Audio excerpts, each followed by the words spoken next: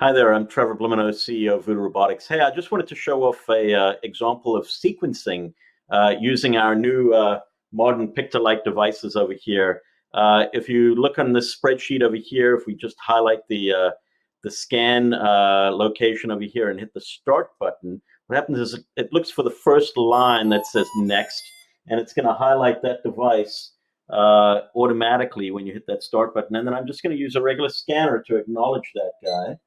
And as you can see, it's going to say completed and move on to the next one. And then that one I can then scan, and it'll say completed and move on to the next one. So we just go through these in sequence. And by the way, you can see that it says completed on the device as well as it turns off.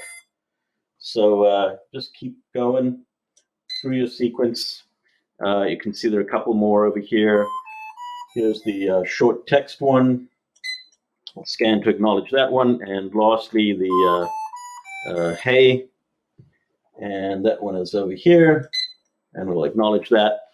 And that's what I wanted to show you, just an example of how you can use the barcodes on the devices to acknowledge and move forward a particular sequence in your programming.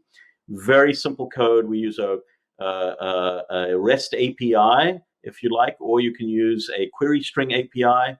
Very, very easy to integrate with your existing WMS system.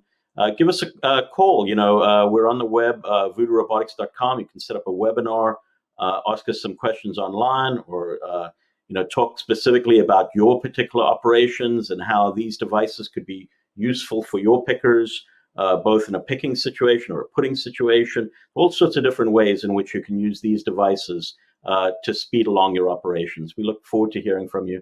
Take care.